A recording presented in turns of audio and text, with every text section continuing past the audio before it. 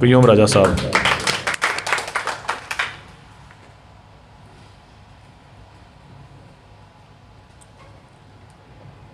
بسم اللہ الرحمن الرحیم. صدر تقریب جناب ریاض انقلابی صاحب، مہمان خصوصی ڈاکٹر توقیر گیلانی صاحب، اور صدر بار سپریم کورٹ جناب زبیر راجہ صاحب، اور صدر معذر شماری ناصر انصاری صاحب. مجھے اکثر بزرگ کہا جاتا ہے، لیکن میں پورے وثوق سے کہہ سکتا ہوں کہ آپ میں سے کوئی بھی اگر میرے ساتھ دوڑ لگائے تو میرا مقابلہ نہیں کر سکے گا.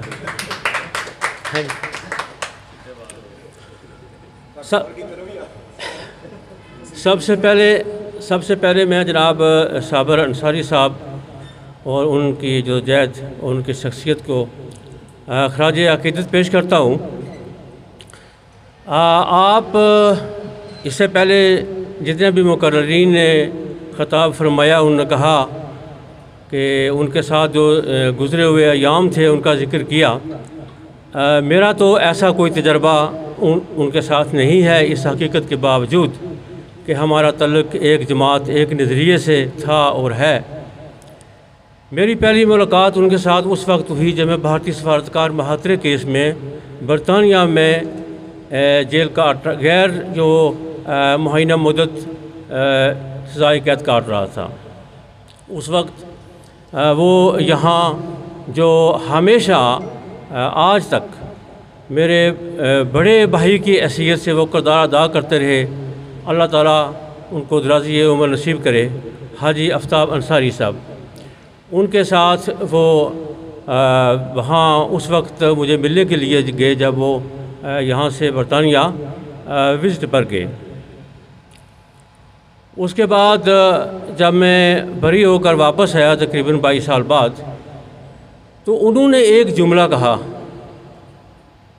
اور وہ جملہ میں سمجھتا ہوں کہ ایک ایسا جملہ تھا جس نے ان کی پوری جو شخصیت ہے نا اس کا نقشہ میرے سامنے پیش کر دیا.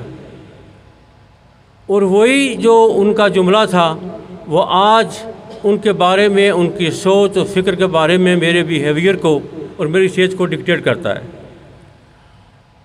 اس میں کوئی میں سمجھتا ہوں کہ شرمندگی والی بات نہیں ہے، یہ ایک حقیقت ہے کہ اس معاشرے میں کوئی بھی جو جماعت ہے وہ وقتاً فوقتاً 2-4 سال بعد تقسیم ہوتی رہتی ہے، اور ہم بھی اس سے کوئی مبرار نہیں ہیں. تو میں جب یہاں آیا تو لبریشن فرنٹ 2 ٹکڑے ہو چکی تھی. انہوں نے مجھے گلے لگایا اور کہا کہ راجہ صاحب ہم تقسیم ہیں لیکن آپ تقسیم نہیں ہیں، آپ ہم سب کے لیے مشترکہ ہیں. اور یہ رواداری کی ایک بہترین جو ہے وہ مثال تھی. اس کے بعد ملاقاتیں ہوتی رہی لیکن اتنی کبھی لمبی چوڑی نہیں ہوئی. اسی طرح کی جب کبھی کوئی نشست ہوئی تو اس میں ہوئی. یہاں اسٹیٹ سیکرٹری صاحب فرما رہے تھے نوجوانوں کے بارے میں، تو میں سمجھتا ہوں کہ نوجوان، اگر آج بہت سارے نوجوان ہیں جن کے بڑے کارنامے ہیں اور وہ بہت اچھا کردار ادا کر رہے ہیں، لیکن مجموعی طور پر اگر نوجوان ہم سے ڈس انچانٹیڈ ہے تو وہ ہمارا اپنا طریقہ سیاست ہے، ہمارا اپنا طرز عمل ہے.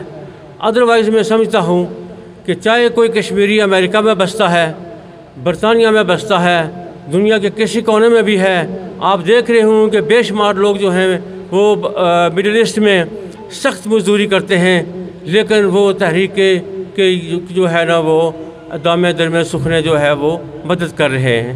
اس لیے نوجوانوں کو جو ہے وہ اس تحریک کے ساتھ نتھی کرنے کے لیے، اس تحریک کے قریب لانے کے لیے، اس کا حصہ بنانے کے لیے ضروری ہے کہ ہم اپنے جو ہے نا وہ گریبان میں جھانکیں اور ہمارے اندر جو خامیاں ہیں ہم ان خامیوں کو دور کریں. اتحاد اور اتفاق کے بغیر دنیا کے کسی کونے میں جو ہے نا دنیا کا کوئی نظریہ جو ہے وہ کامیاب نہیں ہوتا ہے. آپ مطلب بڑے بڑے جو ہے وہ لیڈر گزرے ہیں، میں کسی کا کوئی خاص نام لینے کی ضرورت نہیں ہے، لیکن بے شمار دنیا میں مثالیں موجود ہیں کہ کوئی بھی جو نظریہ ہے وہ اتحاد اور اتفاق کے بغیر جو ہے وہ کامیاب نہیں ہوتا ہے۔ شروع میں جب ہم بچے تھے تو ہم سوچا کرتے تھے کہ جو آزاد کشمیر ہے یہ بھارتی مقبوضہ کشمیر کے لیے ایک رول ماڈل ہے، اور جب ہم اس تحریک میں شامل ہوئے تو ہم سوچتے تھے کہ ہم جو ہے وہ جو باقی یہاں پر آزاد کشمیر کے جو سیاسی لوگ ہیں ہم ان کے لیے رول ماڈل بنیں گے، لیکن ایسا ہو نہیں سکا ہے، بدقسمتی سے ایسا ہو نہیں سکا ہے۔ ڈاکٹر صاحب یہاں موجود ہیں تو یہ میرے دوست ہیں، ساتھی ہیں۔ ہمیں حقیقت کو تسلیم کرنا چاہیے۔ ہم اسی وقت کسی چیز کو تبدیل کر سکتے ہیں، کسی چیز کو چینج کر سکتے ہیں کہ جب ہم فیکٹس کو تسلیم کریں گے۔ تو جب ہم کسی بیماری کو ایکسیپٹ نہیں کریں گے تو ڈاکٹر اس کا علاج نہیں کر سکتا ہے۔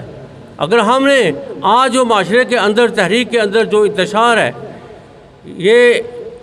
اس کو حل کرنا ہے تو ہم نے کوشش کرنی ہے کہ جو پرابلم ہے اس کو آئیڈینٹیفائی کرنا ہے۔ کسی پرابلم کو آئیڈینٹیفائی کیے بغیر اس کا سلوشن جو ہے وہ ممکن نہیں ہے۔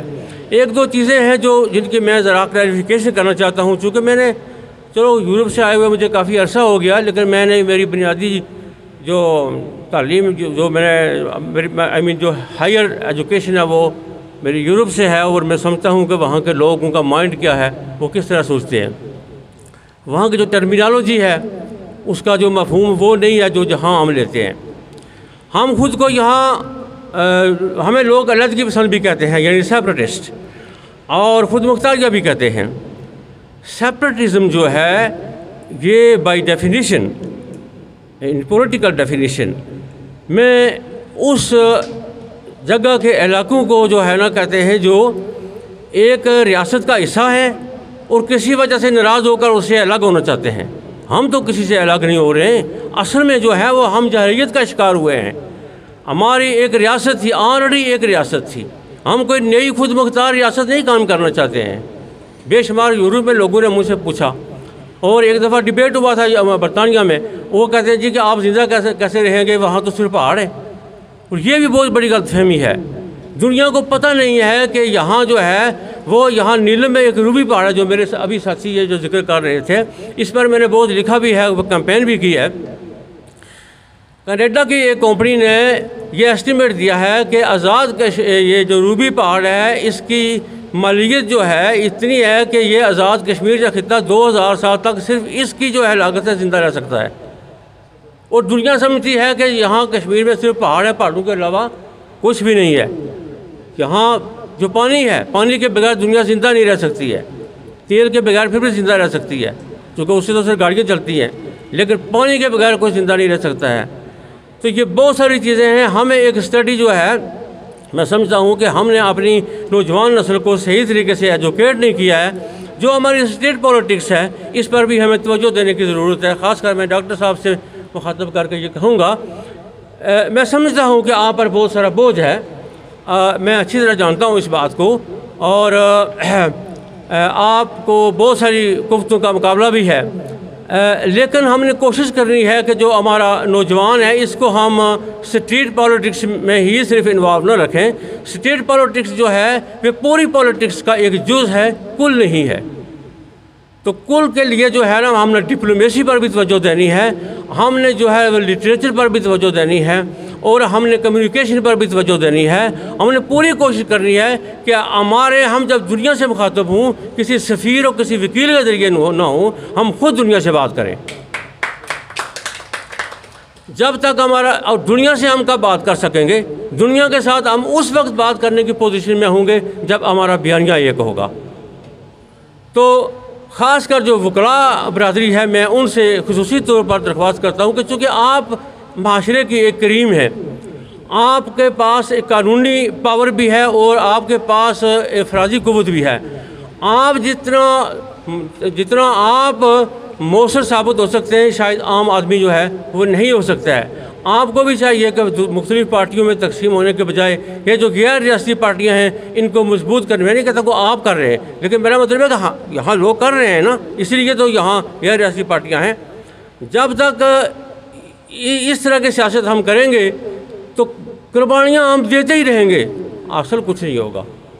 اس لیے میری درخواست ہے کہ ہم سب متحد ہوں، ایک بیانیے پر متفق ہو جائیں، اور متفق ہونے کے بعد جب ہم دنیا سے مخاطب ہوں گے تو دنیا ہماری بات سنے گی اور ضرور سنے گی، اور انشاءاللہ جو ہے وہ آزادی کے منزل بھی ہم حاصل کر کے رہیں گے۔